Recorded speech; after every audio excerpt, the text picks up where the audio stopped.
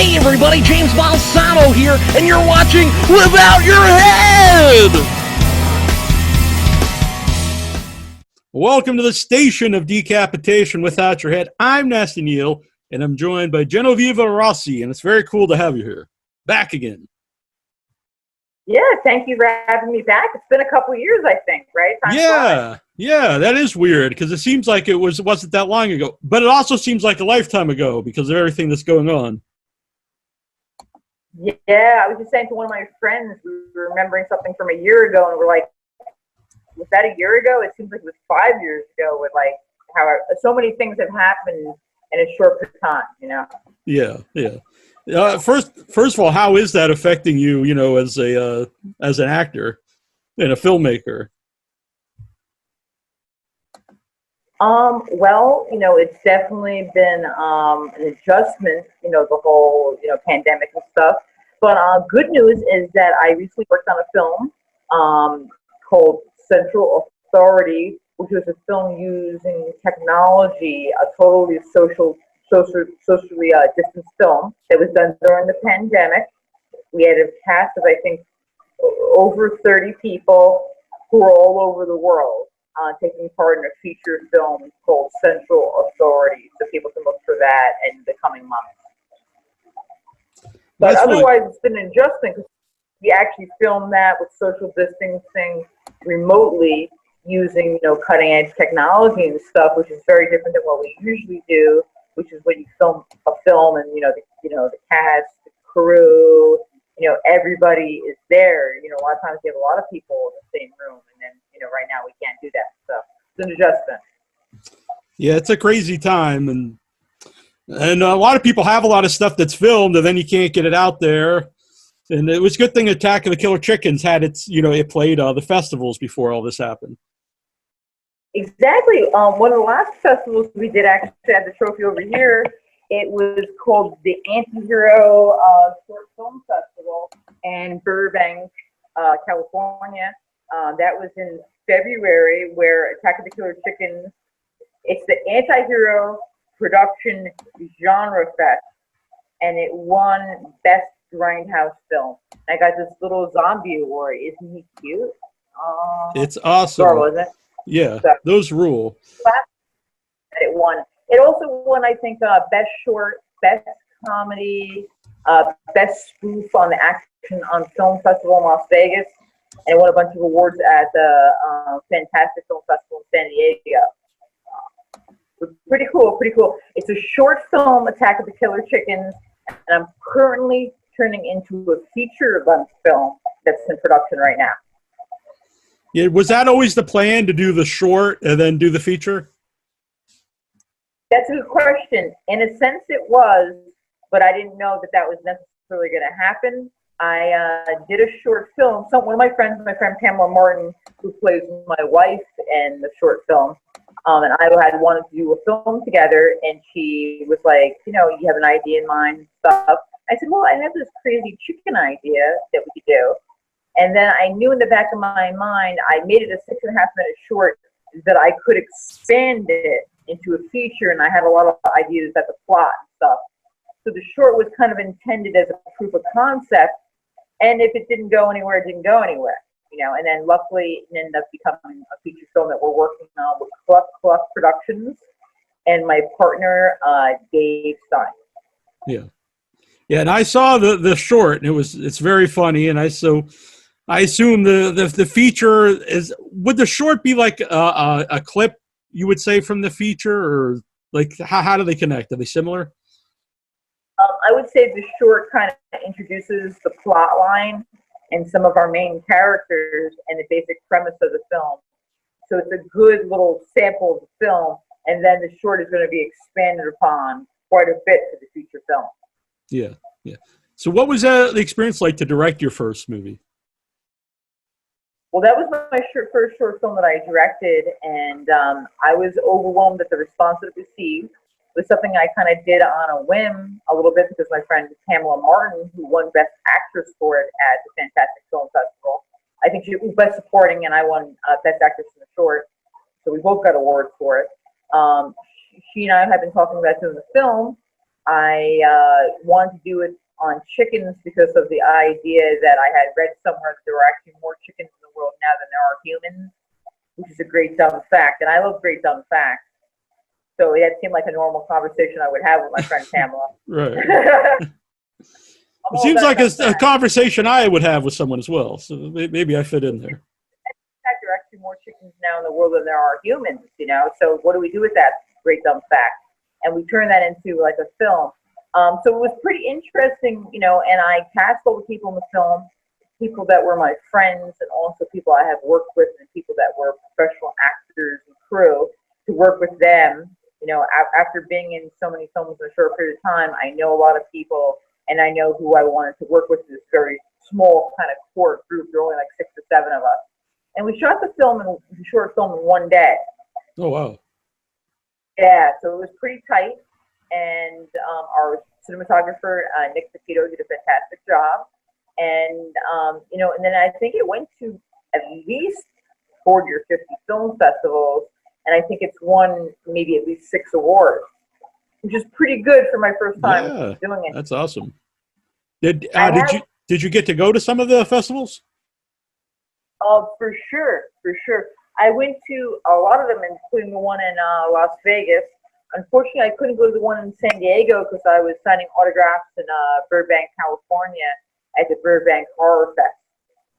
And it was the same weekend, of course. I hate that. I had like nothing to do the following weekend. Right. And then yeah. United Kingdom, or I could be in Burbank, just mean in San Diego, and I couldn't clone myself in time. So maybe next time. Yeah. You know. And then I didn't go to. I was planning on going to Burbank, California, to pick up my zombie award here at the Euro Genre Fest.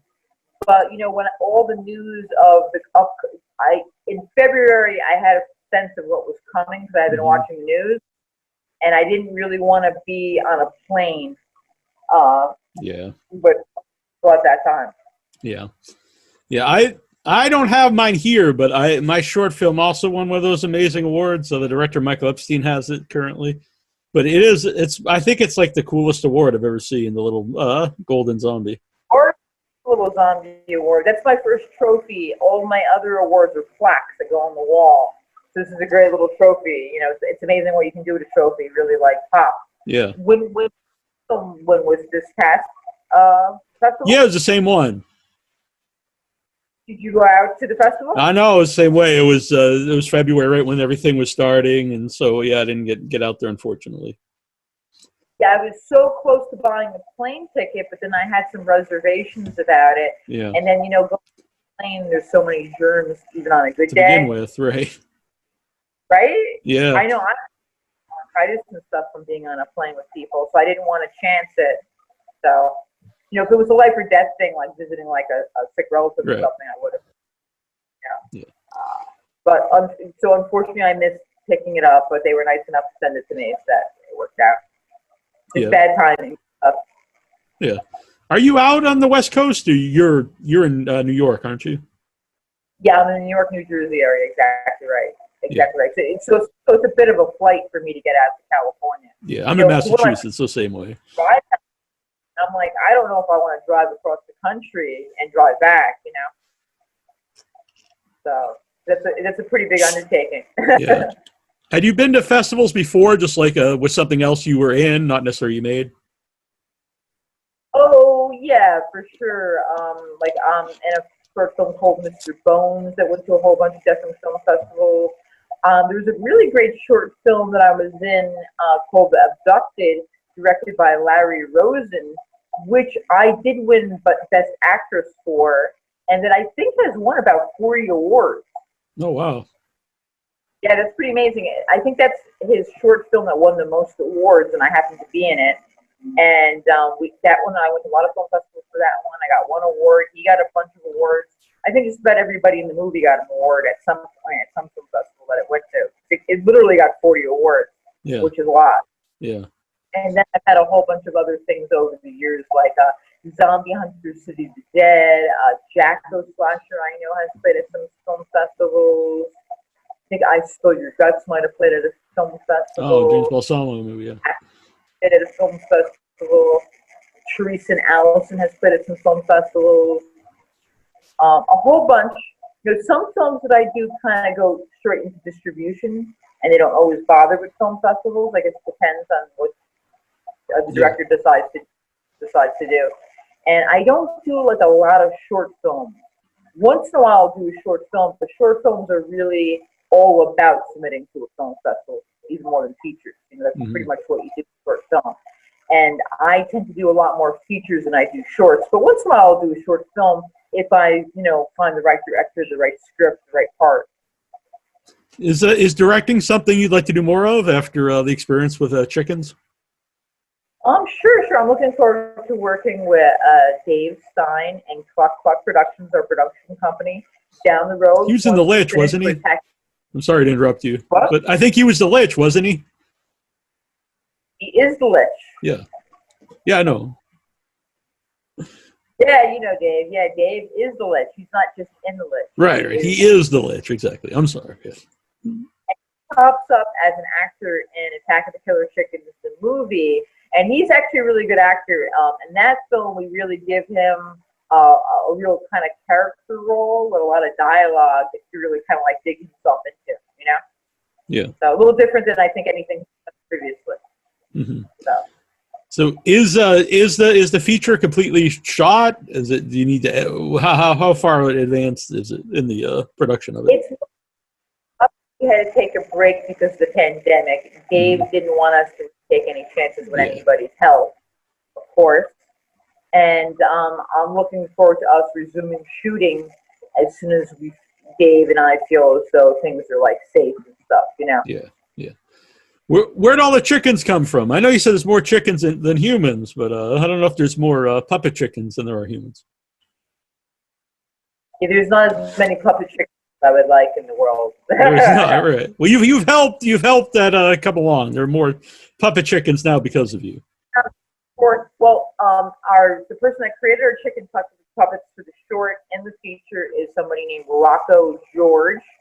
You can look him up online. And Rocco George is an actor, but comedian, and also a puppet maker and puppeteer, which is pretty cool. And I met him on the set of Bernard T. Ward's Popcorn Bag of Terror, where he was working as a puppeteer and actor in a scene with me. And we connected, and as luck would have it, he used to raise chickens. Oh, really? A puppet maker and a puppeteer. Yeah. So it was just like... It just seemed meant to be, yes. Yeah. He's like, it's like, I used to raise chickens. You're making a chicken.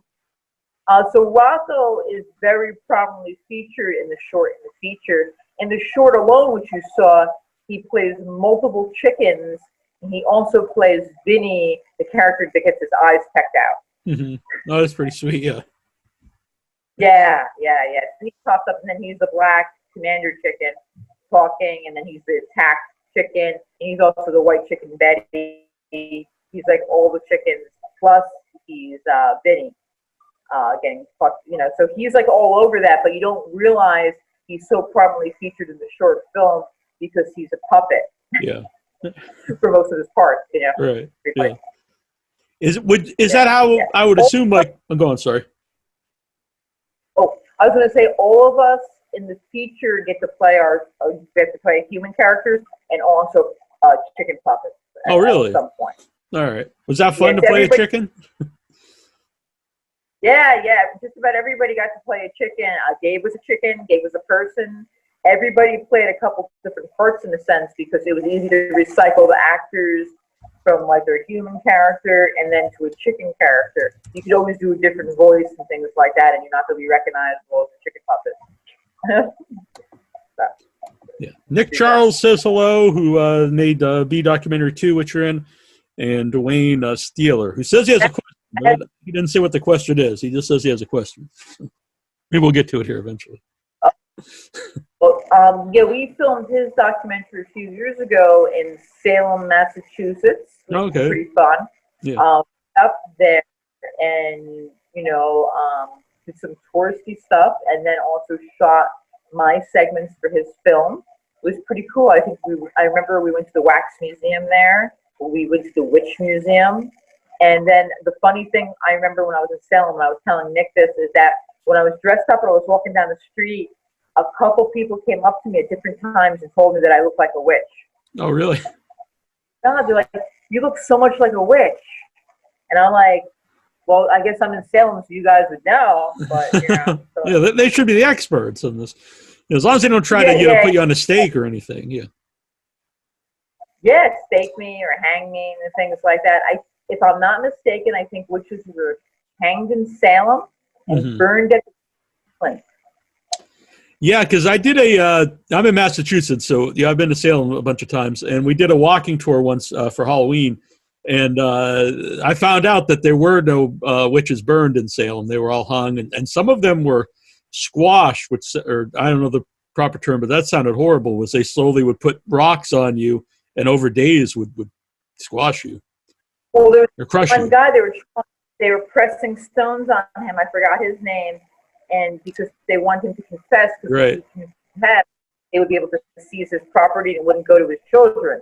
And then his last words were "more weight," meaning that he was going to die rather than give up his property that his heirs were supposed to get. Yeah, which very like the story they tell you like 100 times when you're in Salem.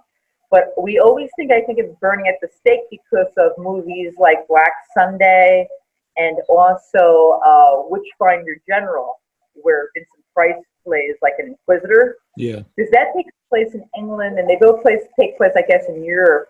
And in Europe, for whatever reason, they burn them at the stake. And in America, we hang them. Which hanging, I guess, if you're going to kill somebody, is much more humane than burning someone at the stake. Burning someone at the stake is really horrific, you know? Yeah, it's not. Yeah, it does not sound.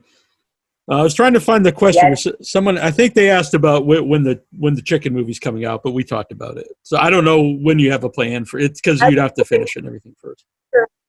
I was hoping for this year, but it's looking like probably next year because of the pandemic and everything else going on in the world, and our shoots being like kind of delayed, because delaying the shoots is going to delay us editing and scoring it and everything else. So what are you going to do? So probably next year. Yeah. Nick says, yeah, we saw some great museums, and it was a very fun shoot. Oh, yeah. I've been to Salem. I think that was only maybe my second trip there, but I love, like, the history and everything there. Although it is, obviously a very dark place because of so many people who actually, were killed there, and that's what we're kind of remembering and celebrating in a sense, Yeah, it's a weird place because half of it is very touristy, where it's kind of like goofy stuff, and then you have the actual historic places for it. So it really all depends where you go in Salem, what you're looking for. Oh yeah, and some of it gets pretty sad. Like I know Eli Wiesel, who's a Holocaust survivor. He wrote Night. He actually, I think, came out there at some point to help them erect a memorial, because much like the Jewish people being killed for their beliefs in the Holocaust, these people were persecuted, based on religion and things like that by the Puritans and Salem, and put to death unjustly, and some of them in prison for years, Yeah. And tortured and all these other things. And we kind of sometimes we forget about that part of American history, that we have that. We have a lot of bad American history if you think about it, between slavery and hanging witches and all this other stuff. It's, we have a lot on our plate. Yeah, camps. I think times right now will be remembered as bad time in American history.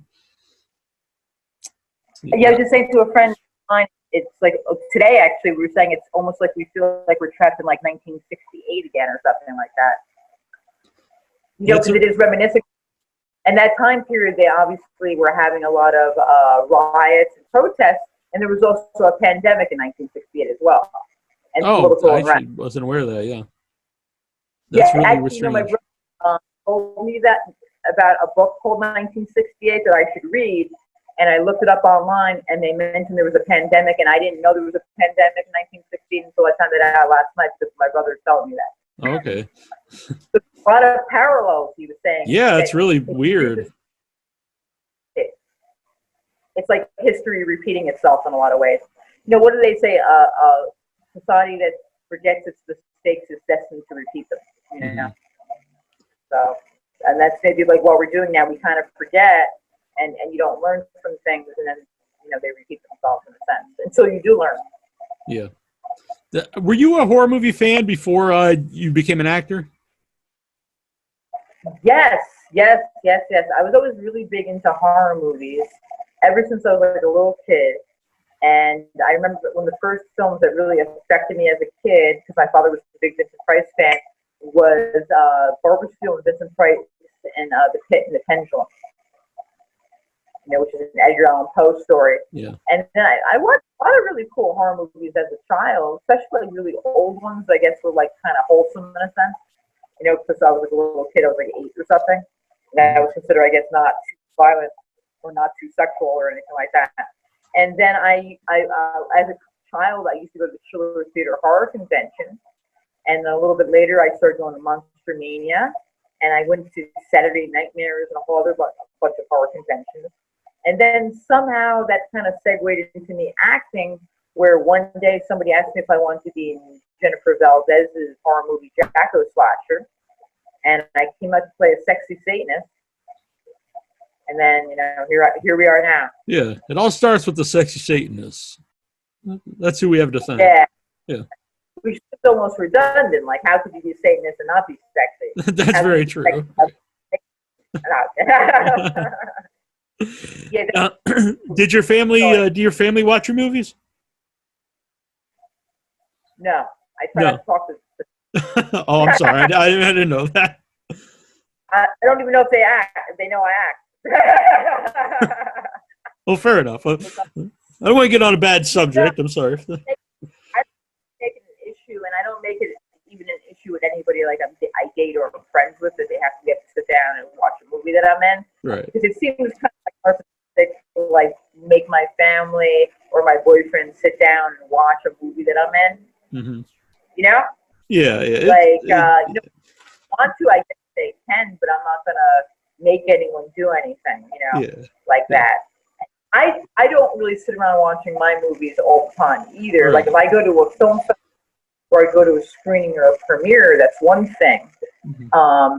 Or if somebody comes over and they really want to see it or something like that, maybe we'll watch it. But I don't like sit around watching my films like over and over again. I'm usually watching other films, and I think as an actor, a lot of times you like to watch films to try to get informed of the kind of acting that other actors are doing. Like when I heard about Joker, I knew that Joaquin Phoenix was doing an amazing job as Joker, so I went to go see that twice.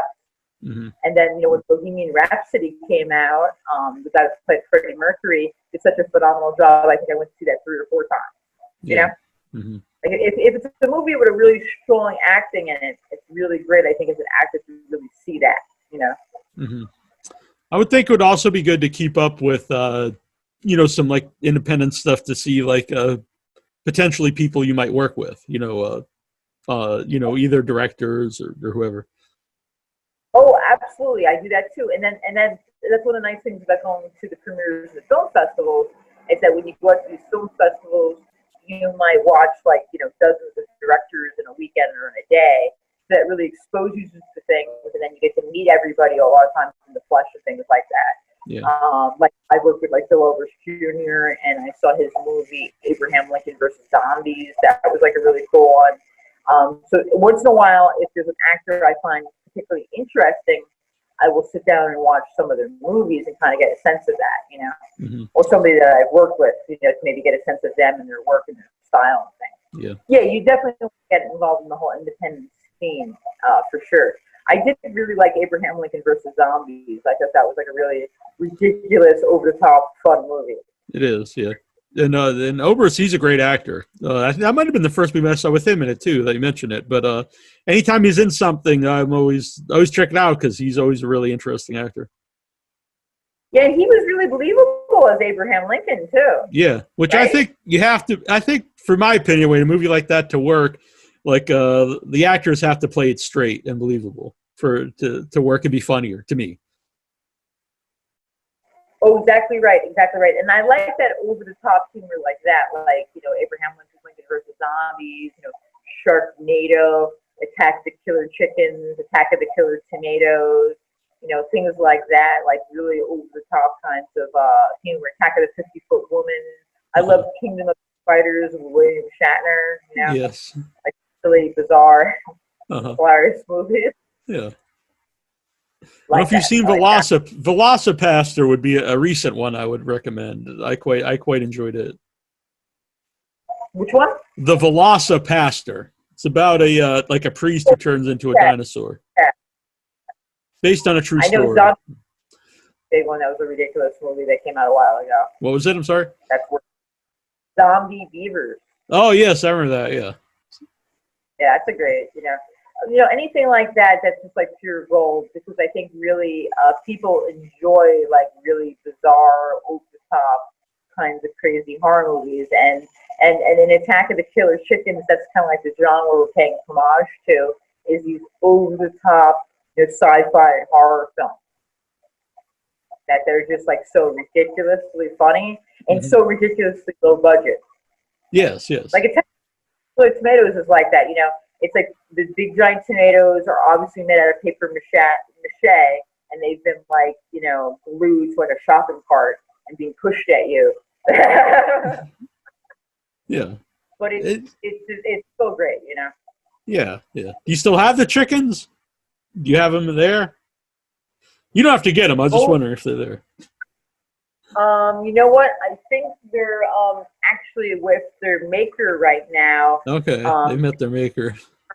Fixed up a little bit for the next shoot because sometimes they get a little damaged, killing people and wreaking havoc. That they have to be kind of like refeathered, if you will, and get them ready again. So I think he's doing that with them as we speak, Rocco George, and getting them ready for our next shoot. Gluing feathers on them, getting like their heads and beaks back on, and all that kind of stuff. They were with me for a while. They stay in my apartment and hang out with me, and once they're getting fixed, and that's they're getting fixed and repaired and ready for the scene. Having whatever special effects attached to them and things like that. So. Yeah. Killing people's hard work, so they take their bumps and bruises.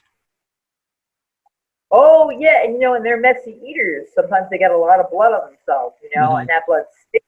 It's hard to get out of their feathers and stuff, Yeah, there's a pretty hot scene with a chicken and a guy in the movie. So, a good. Oh yeah, it was Edward X. With Betty, the white chicken. Betty was modeled after Camilla from the Muppet Show, which was Gonzo's girlfriend. Mm-hmm. So she was the kind of inspiration we were making that one. That she would be like the very pretty, sexy chicken puppet. And Edward X. Young had been complaining for years that he never gets sex in the movie. So I wrote him a sex scene. His wish has been fulfilled. Careful. Yes. So his wish has been fulfilled. Yeah, his wish was fulfilled, and he had a big sex scene in the movie. And then the backstory on that is that one of the reasons why I wrote that character for Ed is that a couple weeks before we filmed that scene, Ed had been in a near fatal car accident. Oh, wow. Where he fractured his sternum, he was coughing up blood. I think he broke a couple ribs and he had a broken arm. And he had missed out on shooting another film that meant a lot to him because of his injuries. And I wanted to cheer him up because he was going through a very depressed part. So I wrote him this part that worked around his physical limitations. That's why he's pretty much, kind of reclining. You watch it, his arm is actually in a cast, and that's why we have it in a bathrobe, to kind of cover up the fact that he has a cast. And I also felt like with the bathrobe on, he looked a little like Hugh Hefner from like the I can see that, yeah. And I wanted Playboy kind of character that was using his seduction in that scene, like Hugh Hefner did.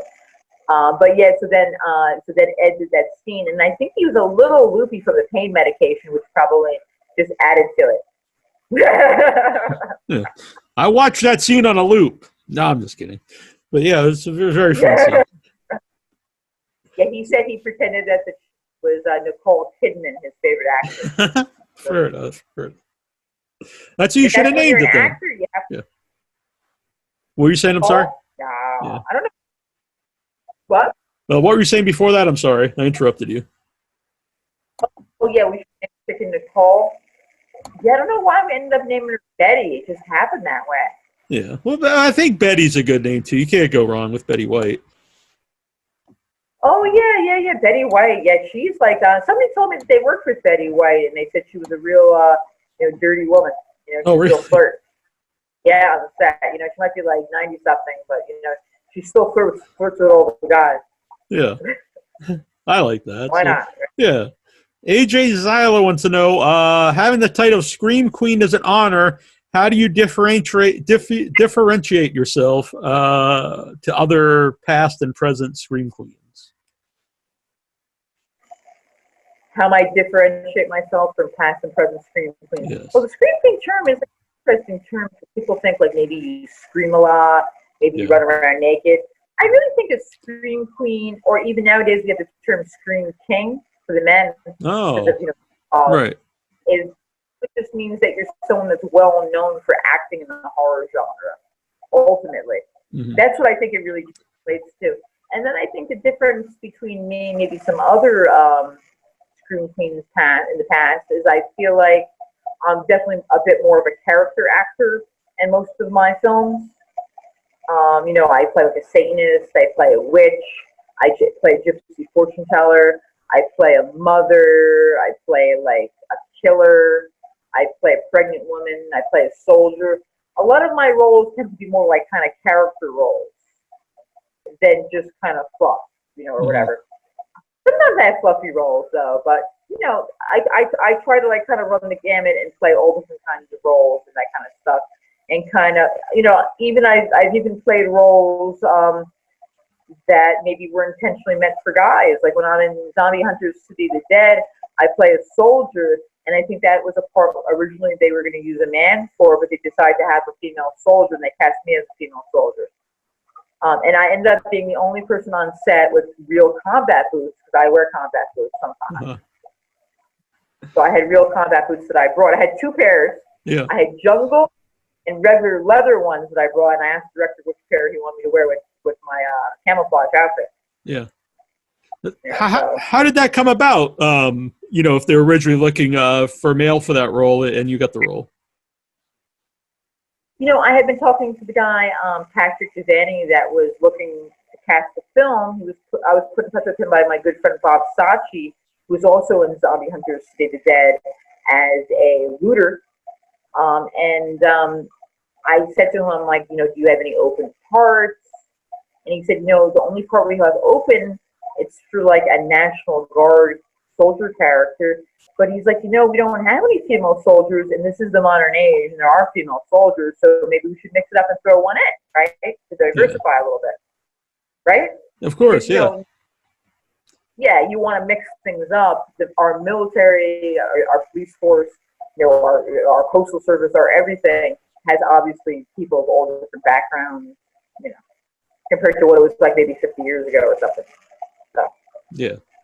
Was that a physical role, a physically demanding role? It was like an action role. It was interesting. So we had somebody there that I think had some military experience that trained us on how to crawl around with our automatic weapons, the proper way to hold our guns, the proper way to look military, have the right stance, have the right posture, the right body language in the scene, so we wouldn't look like completely, out of character and not in sync with things. So that was kind of interesting. But, it wasn't too physical overall. Once in a while your roles are kind of physical. That one wasn't too physically demanding, though. Once in a while you do end up in some very uncomfortable or uncomfortable kinds of roles. Like one of them that I thought of that was rather uncomfortable was when I was in Apocalypse Kiss, and I'm 9 months pregnant and I'm giving birth. And I'm in this freezing building that must be like 30 degrees, and I'm covered with fake sweat and blood, and I'm pretending to give birth. And I'm like barely wearing any clothes. And I'm just like, wow. You don't realize how uncomfortable and not glamorous acting actually is until you become an actor. Mm-hmm. It's always like you're freezing or you're sweating. Yeah. And then, yeah. Well, when you said like they were teaching you how to hold the guns properly and stuff, what are some of the things that like you've had to learn for a role that might be unusual? That's good. One of the things I learned for a role that was really interesting is I went out to West Virginia for Dead Men Tell No Tales, and my character kills people with a chainsaw. So I had to learn how to use a chainsaw that day. I've never used a chainsaw before. Yeah, so I went out there, it was chainsaw use 101 on the job training, how to use a chainsaw, and then to be in a scene using a chainsaw, looking like you maybe have held a chainsaw before. Obviously, I would think you were kind of experienced with chainsaws if you decided to kill people with. Right. At least I wouldn't pick up the chainsaw. You don't want a novice chainsaw wielder to kill somebody. It probably won't turn out very well. If you had never used a chainsaw before, I think you would probably go to an axe or a knife first. Right. I see you thought a lot about this apparently. I would think so. It was a pretty small, light chainsaw, though, maybe 20 pounds, if that. It was like a very little chainsaw.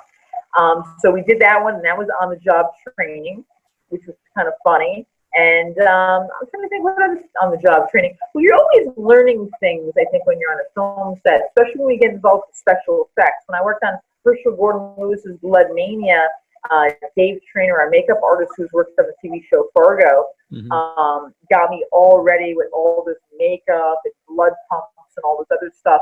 And it was like a really, really involved special effects scene that we could only do with one take because of the huge mess that we made. Like gallons of blood squirting everywhere, What was that like to work with? Because I love Herschel Gordon Lewis. I love his movies. I had him on the show, several times before he passed away, and just always a really nice guy. What was that like to be in a movie made by Herschel Gordon Lewis? Really, really nice guy. Herschel did not like swearing. He was a very old-fashioned, gentlemanly guy. He doesn't like people to curse. I was warned that when I met him. And then he had Dave Trainer, who worked for Fargo, who was a big fan of his work as a makeup artist, who did a phenomenal job. I'd have to say that when we did my special effects scene, that was the first time I was probably a little queasy on a film set doing special effects, because a lot of times it looks pretty obviously fake, but this time it looked so close. And Dave Trainer is an award-winning special effects guy that worked at Fargo, so he gave it a really authentic kind of thing. It really looked like, like things were really as disgusting and as gory as they appear to be in the film. Even from my perspective as being in the scene. So that was pretty cool. Yeah, Herschel was a really nice guy. He was 85, I think, at the time. And he was planning on doing more films, and he had come out of retirement to do Herschel Gordon Lewis's Blood Mania with James Sato out in Calgary, Canada. And I came out to be involved in that. And I think it was really inspiring that here you have Herschel at his age still really, directing and being creative like this, Yeah. Yeah, I agree. I had him and James on the show when they were making it, and it was it was cool that he was so into it and still excited to go out and make a movie. Exactly. Well, you're only as old as you feel, and I guess he didn't feel very old, and he still felt very creative and invigorated by all the blood and gore and fun. Yeah. So. And I always remember, because I didn't have it set up to do video at the time. We were just doing it on Skype audio, but he thought it was on video, and I was like, "Oh, you don't have to." He's like, I can get comfortable," and I was like, "Yeah, that's fine." And so he was like in a 3-piece suit, and he reached up and like loosened his tie like 1/8 of an inch, and that was it. And I was like, "Oh, I guess that he's comfortable now." But it was very funny to me that that's all he did. Yeah, and he just loosened it just barely, That was how he got comfortable. I was like, okay. I thought he was going to take the jacket off and everything. Well, he's from a different generation. I would imagine Herschel was the greatest generation, right? Mm-hmm. At that age. He's been gone a few years, so I guess he'd be like close to 90 now if he was still with us. So he's a member of the greatest generation. It's a very, he was raised to be, very fashionable and well-dressed and very gentlemanly, and to dress up and have the hairstyle, to have your bow tie, your tie, your hat, maybe gloves. Cursing would be wrong. You stand when a lady enters the room. right? Yeah, we could learn a lot from Herschel. Well, that's the reason why they call that the greatest generation, because that's the generation that survived, the Depression. They came after the Depression. They knew about World War One. A lot of them fought in World War Two, Korean War, Vietnam. They said some of the greatest Americans came out of that because, and this is what we should remember now, is that sometimes adversity makes people rise and become better people and better Americans. And that's what I think we saw in that generation, because that was the generation that I think had actually faced historically the most adversity, and therefore we had some of the greatest Americans in history come out of that. They rose to the challenge. So I see you're in Bigfoot, which we're going to be showing as a watch party in the group next month. So what was it like to make Bigfoot? Oh, that was a fun movie. I enjoyed Bigfoot. I play a gypsy fortune teller in that does relationship counseling for Bigfoot and his girlfriend. I specialize in it. I also have a little bit of a Bigfoot fetish because, Bigfoot's awfully sexy. Yeah. So hard not to. He's a very sexy guy in the Bigfoot movie. I think everybody has a little bit of a crush on Bigfoot and Bigfoot the movie. As you'll see if you watch it on Amazon, I had a lot of fun working with my good friend Matt Burns. Matt Burns and I were also working together in Dead Men Tell No Tales. I killed him with a chainsaw in that movie, and then in this movie, I counseled him as a Bigfoot with his girlfriend. So that was interesting. But it was, I really have gotten a lot of positive feedback on Bigfoot. It's an anthology with a couple of short films all put together into a feature. And some of them are like comedy and some of them are horror. And one's kind of erotic, I would say. And a lot of people have watched it and they told me that they have never seen a Bigfoot movie that put Bigfoot into these circumstances where he's in anger management, he's seeing his therapist, he's having relationship problems, maybe he's having identity problems, trying to fit in, he feels like he's failing. He's like very relatable. I love it. I actually haven't watched it yet. Matt actually sent me the DVD so we could play it in the group. But yeah, I have not. I actually just got it, so I haven't had a chance to watch it. But I'm excited about it. Now I'm even more excited to watch it. Oh, you gotta watch it because like I said, everybody that I know that have seen it really found it to be very original and very funny and very amusing. And then I didn't realize that the Bigfoot movies are such a popular genre. Yeah, people really follow or Sasquatch quite a bit, Yeah, you're not the only one who has the Bigfoot fetish, apparently. Well, that's also a thing too. This is not a Bigfoot porn movie. Oh, I know. But yeah, it's not. It's just a Bigfoot. I guess it's like maybe PG-13 or R-rated kind of like Bigfoot horror movie. Nothing too crazy, but we did find out after we made the movie that Bigfoot porn is like a thing. Oh, I didn't know this actually. But okay. And some other thing. All right. I was not aware of that, but I'll find out after the show. I'll do some Googles. No, I'm just. I think there's porn for everything that you can I think you're probably right. Yeah. Yeah, I've had people email me to review straight up porn for the website. It was like Pennywise and things, and I was like, thanks, but it's not really something I want to. Not that I'm a prude or anything, but I don't want to review actual pornography on the website. Yeah, some of it was strange. It was like an Addams Family one, and I was like, that seems kind of creepy since they're a family. Like, I don't really want to get involved in that. That genre of porn where what do they call it? Like the Flint Bones and like Womb Raider. I think there's a Pirates of the Caribbean one too, where like they take a movie and they spoof it. It's like spoof porn. Right. Yeah. Yeah, I haven't watched it. So. Yeah. I haven't seen it, but I've gone to enough porn shops in New York City that I know it exists. I haven't seen any of them, but I've seen like the boxes. Right. Yeah. I like them if they have a fun name, as opposed to just like whatever the porn parody. Like you play off the name and have some fun with it, I think. Oh, you have the Flint Bones, Womb Raiders. Like it's pretty hilarious. And I would imagine there's a certain number of people that like to watch porn and also like to laugh, I guess. Right, I right. think so. As that, I don't know. I guess that's the thing. But yeah, but this is just a regular Bigfoot movie where, he's like our central figure. And it's someone's and some people are really like obsessed with Bigfoot. Like, does he exist? Does he not exist? Yeah. How come he photographed so poorly? Right. Who knows? He's just not Right? photogenic. He's afraid of pictures. Yeah, poor guy. Like he always photographs so bad. Mm-hmm. He's always a little blurry. Yeah, especially now when everyone has a phone right on them in their pocket. Yeah, you would think by now we would have like a good picture of him. Yeah, you'd have video. You'd have live video of him up everywhere. He'd be on TikTok. Exactly. It's amazing that it's like this kind of like mystery thing. But I guess it's because the wilderness and nature could be so expansive and mysterious that maybe there could be things out there that we're not aware of. I guess it's possible. Mm-hmm. Every now and then they do discover species that they thought were extinct and things like that. They do, yeah. Mm-hmm. So I guess anything is possible. Yeah. So last week I had James Balsamo on the show, and you were in his newest movie. You've been in a lot of his movies. When did you start making movies with James Balsamo?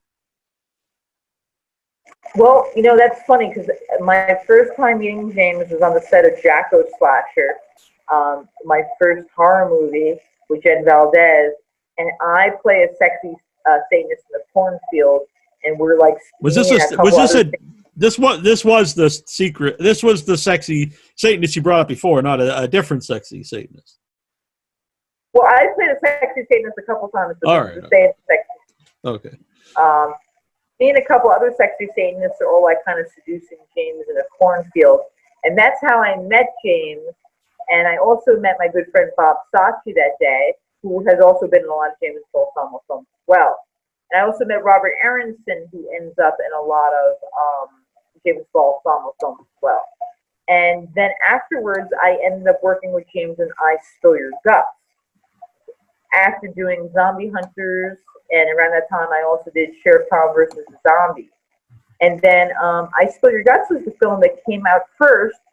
That became my first IMDb credit on IMDb. So if you look it up, I have 106 credits, and the first one is I Spill Your Guts with James.